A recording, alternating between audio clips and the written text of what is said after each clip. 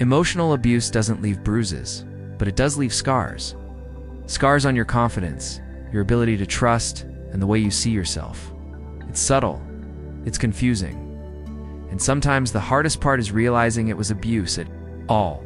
Maybe you were constantly criticized, gaslit, controlled, made to feel like you were too sensitive every time you spoke up. Maybe you learned to shrink yourself just to keep the peace.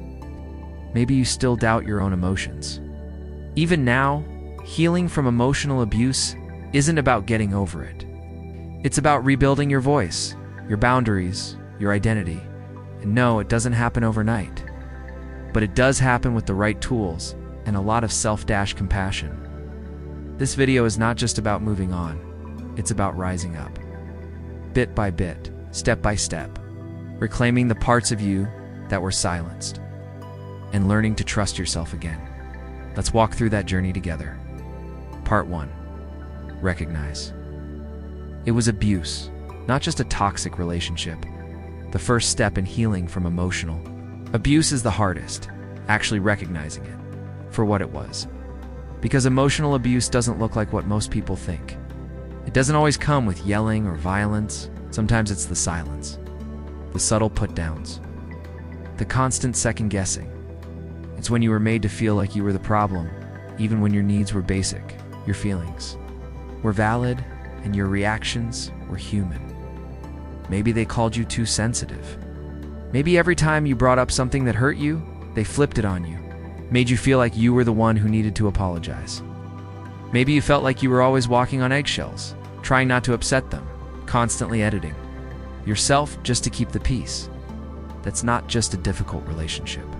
That's emotional abuse. But it's so easy to minimize it. You say things like it wasn't that bad, or they had a tough past, or I probably overreacted. That's what abuse does. It conditions you to question your reality. It makes you believe that love means pain, that you need to change just to be easier to love. You might still be doing that now, still justifying what they said, still wondering if you were too much, still missing them even after everything. That's normal, because emotional abuse doesn't just damage your self-esteem.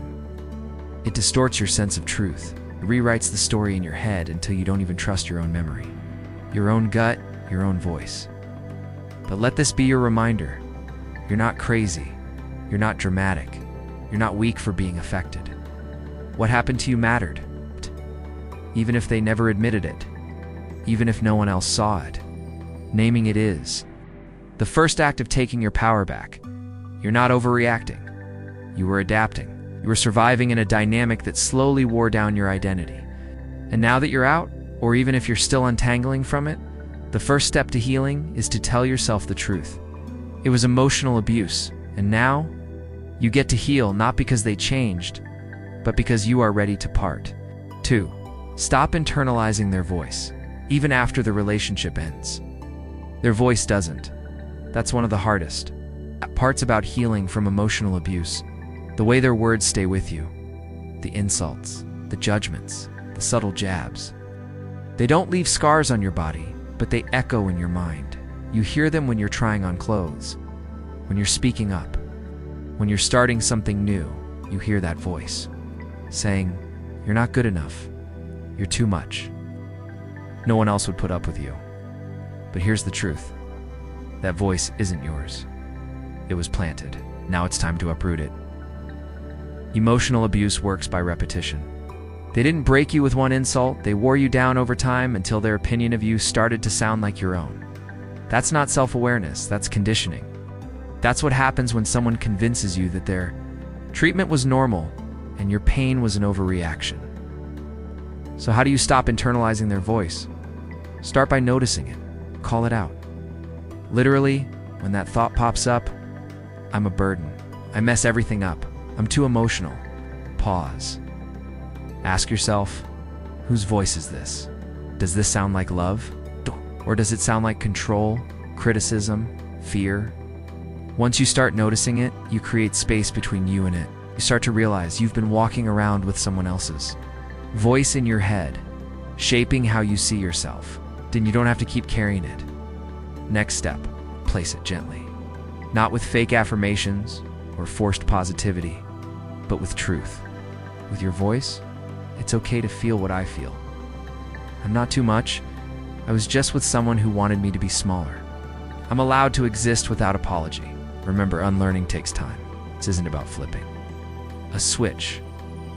This is about reclaiming your mind, one thought at a time, with patience, with awareness, with a quiet refusal to let someone else's voice define your worth anymore. Because healing isn't just about what happened back then. It's about how you talk to yourself now. And you deserve a voice that's kind, a voice that's grounded, a voice that actually sounds like you. Asterisk part 3. Rebuild your self-worth from the inside out. When you've been through emotional abuse, your sense of worth doesn't just get shaken, it often gets completely shattered. You forget who you were before you stop trusting your instincts.